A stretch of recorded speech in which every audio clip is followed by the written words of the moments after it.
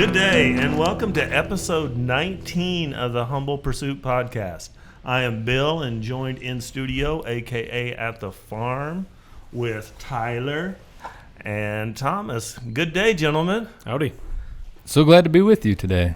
It is pretty awesome, you know. We get into the Christmas rush, and we don't have as many connection points. Yeah, sometimes that's okay. Sometimes that's okay. Do you have anything to add to that, Thomas, or you're just going to stand there? Nope, sounds okay to me. Sounds okay to me. Yep. I'm good.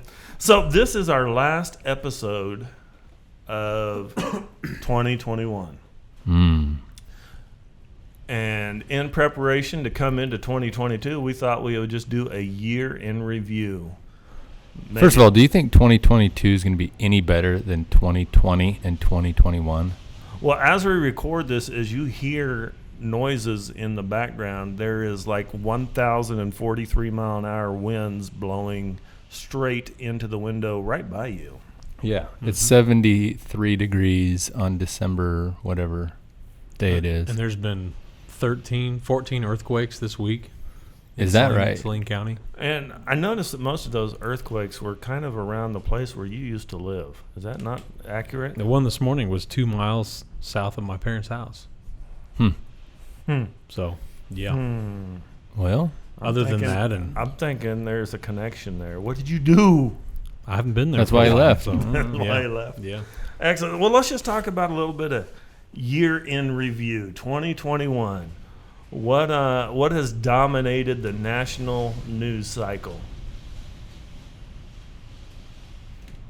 Go ahead. the Rona never left. I think it took a summer vacation, and then it showed back up to work this fall. But And it kept changing its name. It did. It is having an identity crisis. And current I variant can't is don't. Optimus Prime. That's the current one. That's the current one. How And do I you think- say it? I think yesterday was the anniversary of the first vaccine. Is it really? That was, remember at that time, it was supposed to make all this go away. Yes, it will be gone before summer. That didn't happen. That didn't happen. No, it's still And here. Still here. So now we have. What is the current variant? I don't. Omicron. Or Omicron. I call it Optimus Prime. I call it Ultron. Ultron. Very Yep. nice. Very nice. That's the So current. that is definitely, that's kind of shaped some things in society. Some things probably good. Some things Wait. definitely not good. What did it shape good in our society? What did it shape good in our society is, I look at it from the employer aspect of it, in that there was some more flexibility given to employees over this last year. Some Yep. jobs that, I have a son-in-law that I believe he's still working at home and is just as productive doing that as he was in commuting. So there are some positives. Yeah. I do think it's challenged a lot of the old traditions or conceptions about sitting at your desk to be productive. I think people are realizing that you can be productive and you can be responsible and you can, carry yourself in a productive manner without sitting in your office all the time. For the people that were probably ambitious to do that in the first place anyway, I think there has been people that have gone the other way with it. I know a few that have just totally taken advantage. They're on vacation every day. But I think overall, I think it's been good. We've seen that in our office. People have been more. I mean, they've been home more. Now maybe that's adding stress. Maybe it's making it better. But people realize you can still be productive at home. I think that's been good this year. I think employers probably don't like it, but this the Great Resignation. A lot of people kind of having a deeper look at what they're doing with their life because of whether I don't know if it's a fear of death and now they want to make the most of their life, or it's everything can be taken away in an instant, and I can't wait to travel. Until I'm old, I need to do it now. But there's a bit of intentionality now, I think, with the way people live that wasn't there before. But don't you think people feel more vulnerable now because this is something that's affecting everybody? Because a lot of times in the news, you see something that happens in the world. Yeah. Okay, there was a suicide bombing in Afghanistan that really, most people are just, okay, that's in the news. But now the narrative is this is in my life and affecting and killing people that I know. Mhm. And I think that has prompted some people to take some action and make some changes. I do. It has been interesting to see the fault lines where people fall and break on these issues. But one I've noticed is socioeconomic, is that people with lower income who maybe have faced more challenges and threats to their, safety, security on a daily basis are not as concerned about this. And some folks who've not dealt with that many are now envisioning their mortality as a real thing and are taking it very seriously. What? I think you just called me white trash. That is exactly what I heard you say. Did you hear that? If the glove thinks it's a glove, it's a shoe. Did you hear that? I didn't hear that. I agree with it, but I didn't hear that. Hint, hint. Hint, hint. But yes, back to the conversation. I said there were multiple fault lines. This is not the Right. single one. One of them is cascades. I think, but general. people's comfort has been questioned. I mean, it has been shaken. The I know what to expect. I know what every day is.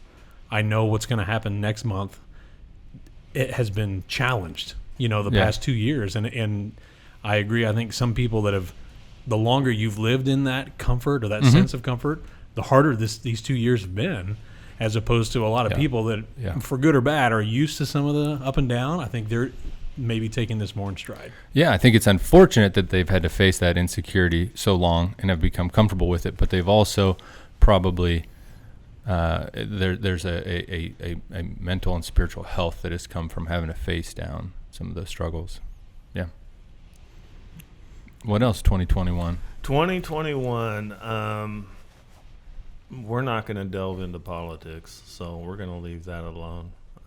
I thought the Chiefs would not suck this bad. I mean, Dude, the they've past won the couple last weeks, 6 I in a know, row. okay. 6 in a row, and but you're calling them sucky.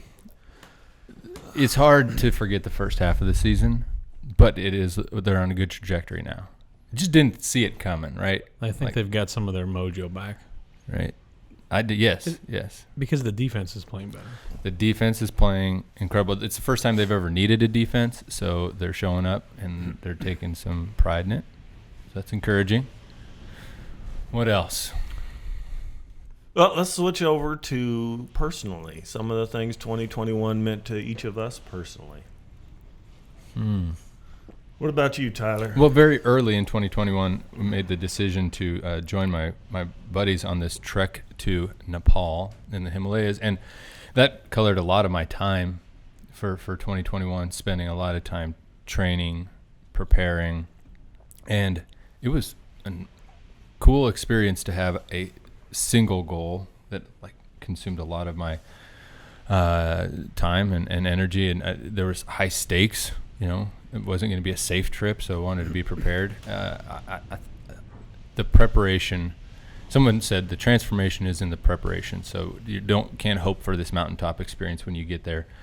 That's going to change your life. It's going to be in the daily grind of getting out early in the morning and doing your workouts. And I agree, that was something I want to find what that next mountain is, because and for that was those helpful. that don't know what is in Nepal, what is in Nepal? I think it's 13 of the highest 15 mountains in the world, including Mount Everest, which was apparently these guys thought we were going to climb to the summit. That's what we were That's told. what we were Fail. told. That's all. Yeah. #fail. But yeah, so we got to go trekking in the mountains, an intended 13-day trek up on a couple 18,000-foot mountain passes. That was the trip. And man, not only did we get transformed in the preparation, but on the trip itself, very, very challenging physically. Was not prepared for all the emotional and even spiritual stress that happened due to a friend getting sick on the mountain, and how that challenged all of us to rally around him and come together as brothers. Really found it was one of the things that I took away is that the goal can't be a destination. It has to be the way you get there, who you go with, how you do things. Because we ended up not getting to our destination we wanted to get to, the physical destination. But we were able to, even though we ended up having to get on a medical helicopter evacuation, we still feel like we accomplished the goal. And so this is a takeaway for me, is that as I set my sights on things in the future, it can't be, it shouldn't be, it's probably not as fruitful even if you accomplish that physical destination, that, you know, man, as soon as you get to that mountain, you start looking at the next. And if you don't get there, then, you know, you feel like a failure and, you know, what all went wrong. But if my goals are the process and have an integrity in that, then that is something we can definitely, you know, achieve. It's within my strength. You know, we talked about this when you got back, or I think before you left too, but I've read that and seen that in several places in the past month, of that theme of, it's not about where you end up always. It's about what you're doing to get there. And I think I mean, you kind of have more physical experience with that, but I think a lot of people just in your everyday grind and your everyday work and whatever it might be, you're focused on, someday I'm going to be happy. You know, we've talked about someday I'll achieve this mountaintop and all this will be worth it. And then every time you get there and you're like, well, this sucks. Yeah.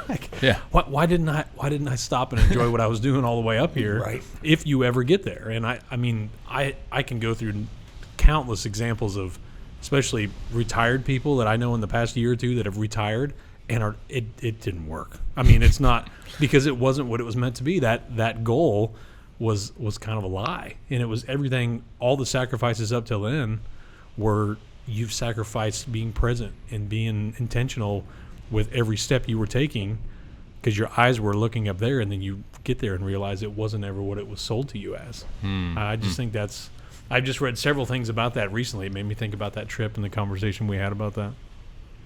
Yeah, it's a lesson that, you know, has to be learned, I think, deep, and it can't be just one of those motivational posters. And it's one that you have to kind of keep affirming, because I think our culture, I think maybe some of the ways we're wired, is to be goal-oriented, destination metrics, all that. And not to say that those aren't useful, but it's a big one. So thinking 2021, that's a lesson I learned. I want to figure out how to apply that in 2022. What about you, Thomas? What about personally for you, 2021? You know, I think personally we had a lot of growth at our house. We were able to really get my wife over a hump with her job and from a stress level, and she kind of got her arms around that now, and she's flourishing with it, whereas last year was not the case. And so I'm really proud of the way we handled that together. I mean, with the kids and everybody, we all kind of rallied around and made that work. We've been healthy, which is something I'm really thankful for. The kids have been great. They've been at school. They've been involved with things so looking back at this year, based on what you would compare a lot of other people's experiences to, we've been able to engage. We've been able to be out at activities. We've gone on vacations. We've still done the things we wanted to do for the most part, intelligently.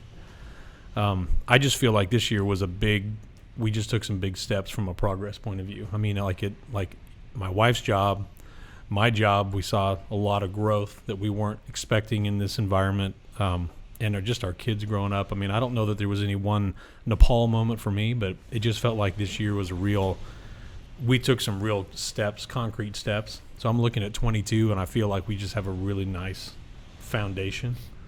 But we've had a lot of really difficult things too. We've had a lot of health problems with some of our family members. We've had things we didn't see coming with like everybody else. But as far as our house goes, I feel like we're positioned pretty well for next year. Nice. What about you, Mr. Bristow? You know, I had written down 3 things, and you guys all, Tyler here, he took a course in college called Thesaurusology. He got one of them thesauruses, however you say that. He uses all fancy words. Thomas, you're deep and philosophical, and I know that it's from the heart when you speak, and mine are different.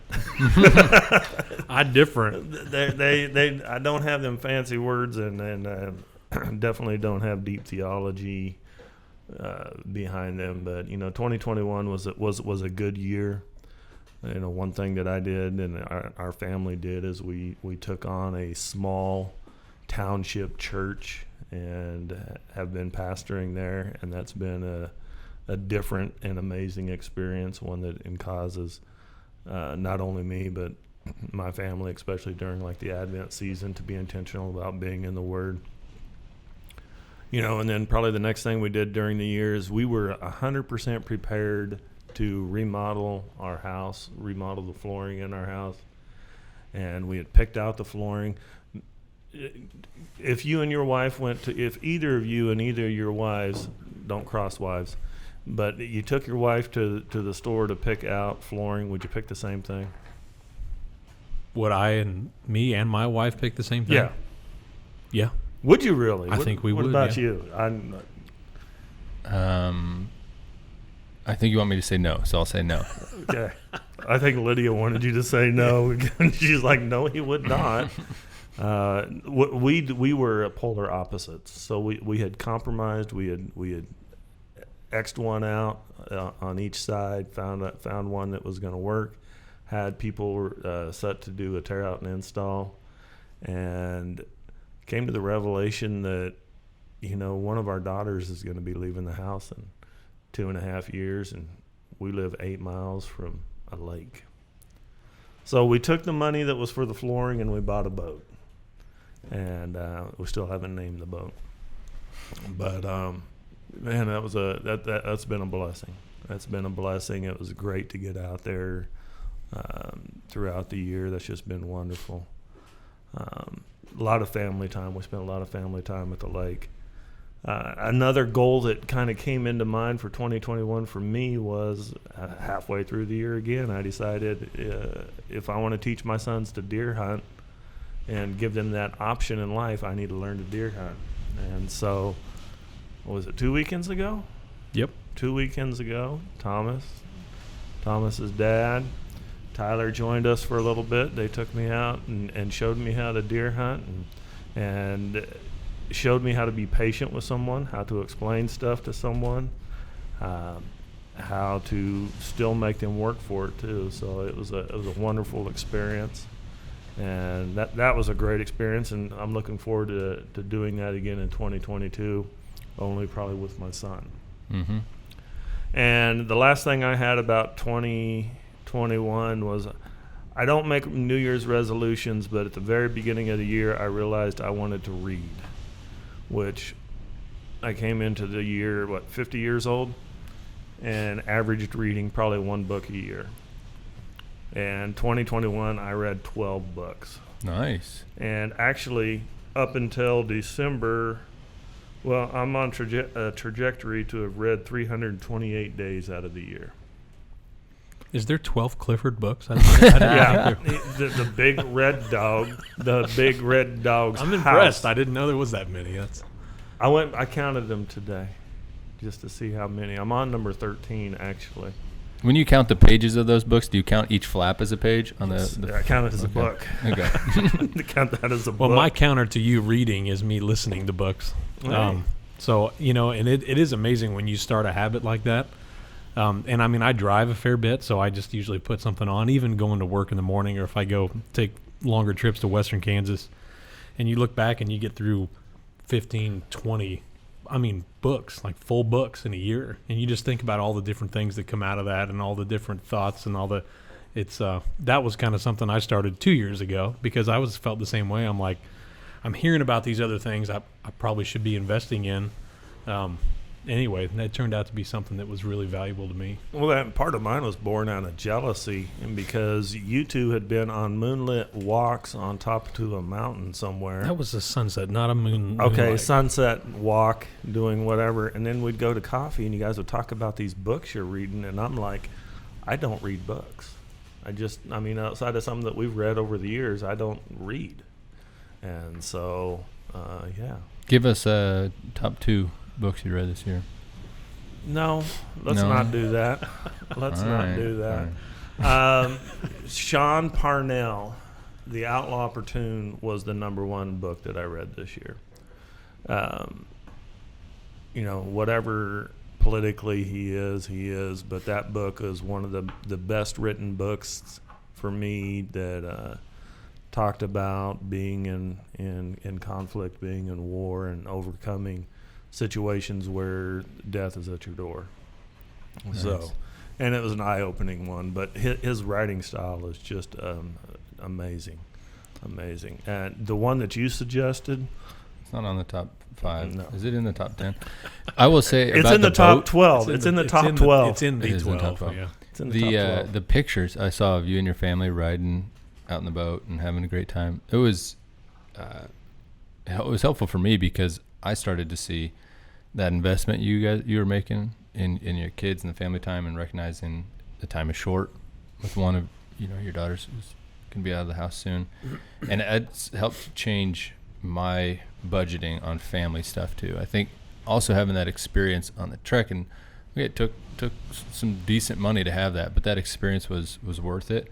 Is to stop thinking about the someday, saving for someday, and start spending today on my family. I realized I was generous with other people, but not with my family.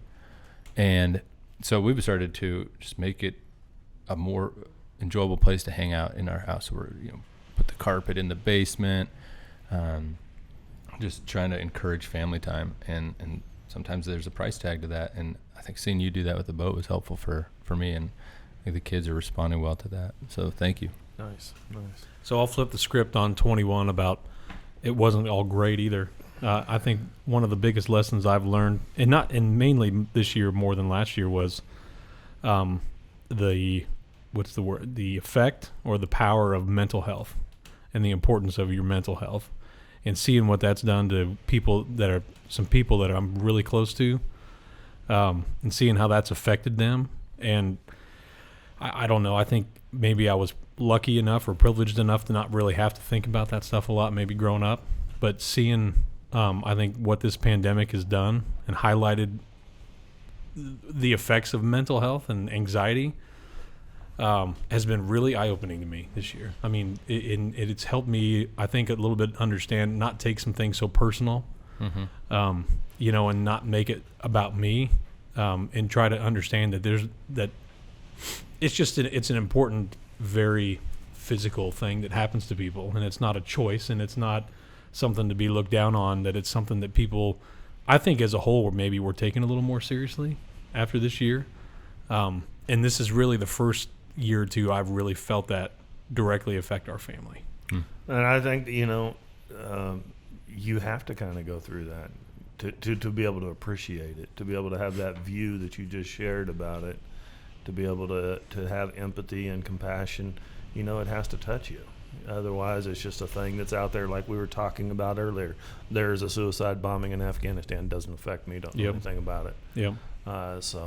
Yeah. And I think there's always been this stigma around it, I'd be lying if I wasn't one of them that in the past would have just said, well, just choose not to act that way. Suck it up, buttercup. Or just, why don't you just make better choices, or why don't you just, and that's easy to do coming from a healthier place. Right. But it's helped me realize that those aren't really choices. I mean, I'm not saying that that's never a choice. It's just that it's just become more real to me in the past. And I think that overall there's been a lot more spotlight on mental health through this, and that is a good thing.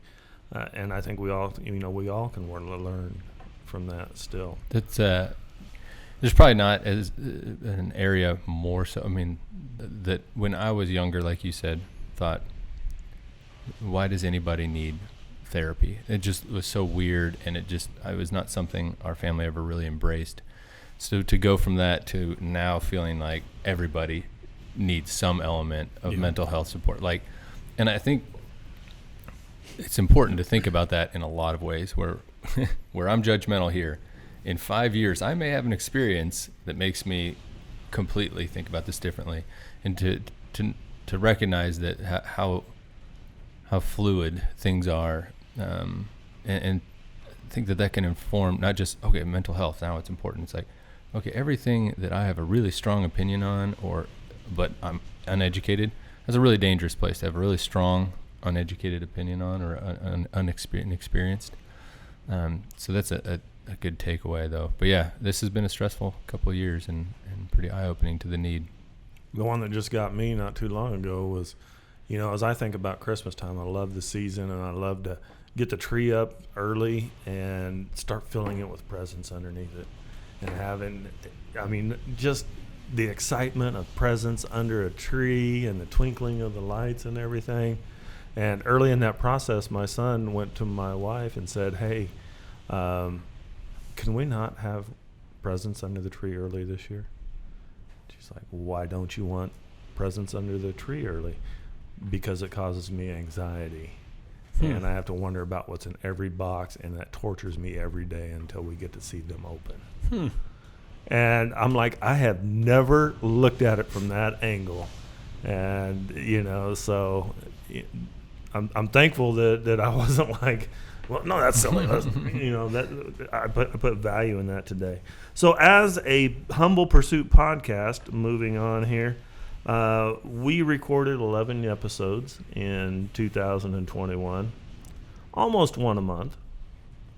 And I think that we figured out some things, and we're on track to do a little bit more in 2022. And that was 3 more than we did in 2020.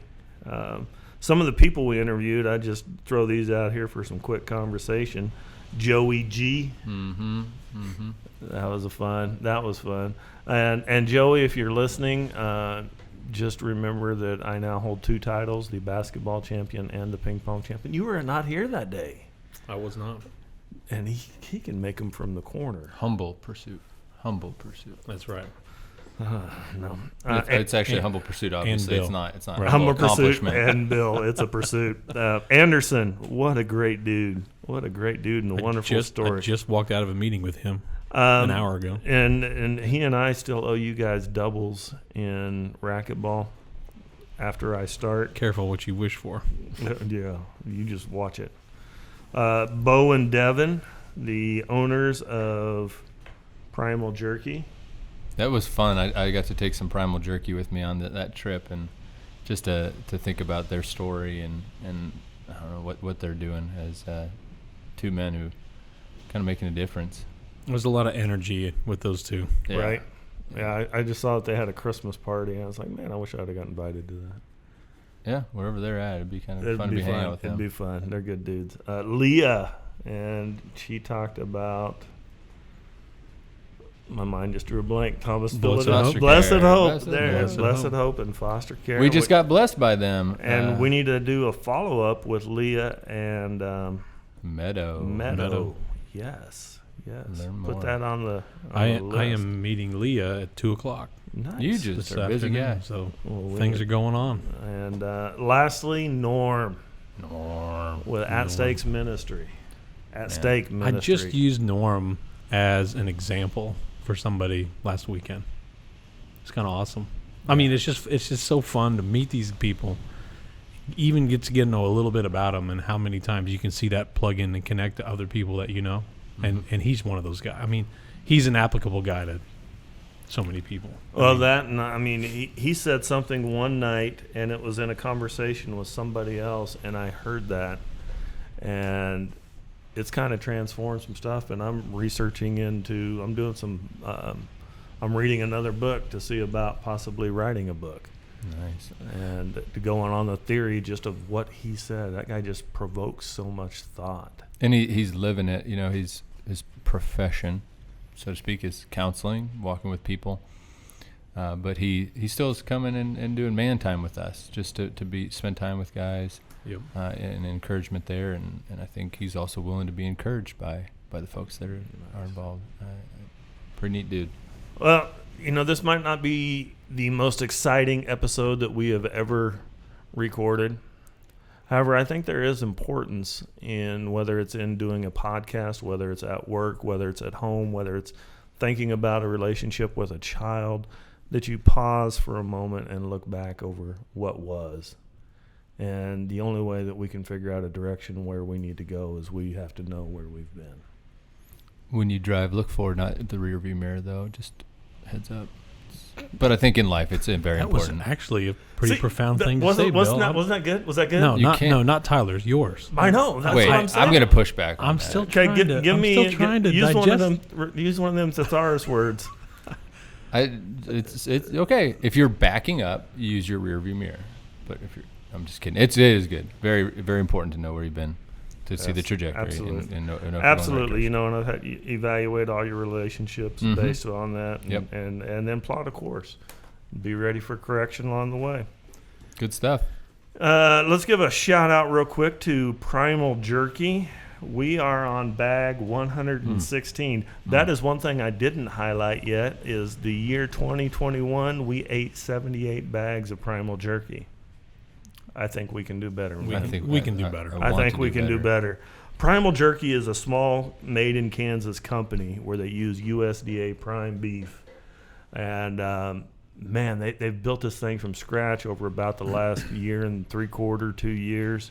They're currently in, I don't even know how many stores, but over 180, I think was the last count that I had. Wonderful product. Hot is absolutely the best that they serve. Or pepper, cracked pepper. Cracked pepper is Black pepper. okay. It's okay if you don't if you're a wimp. I fully understand and would support you eating black pepper. It's good. Their original is amazing. Sweet and spicy is awesome. Bacon jalapeno, teriyaki. We'll have to see if they come up with any more flavors. But you can check out their Facebook page at Primal Jerky or find them on the internet at www.feedonprimal.com. And in closing, thank you for listening to us. Please join us next year as we continue the humble pursuit. We also have an internet presence. You can find us on Facebook at the Humble Pursuit Podcast. We have a YouTube page, and I meant to write down what it is, but if you find the Facebook page, you can find it. We also have a Twitter page at Humble Pursuit. We do not tweet much, but we are there. Any closing thoughts, gentlemen? Here's to a great 2022. Here's to a great 2022. Yep. Up from here. Onward. Onward. All right, remember, never settle, never give up. Live life with urgency to the fullest and in abundance. Face your legacy every day. The only day guaranteed is yesterday. For Tyler, Thomas, myself, God bless. We're out.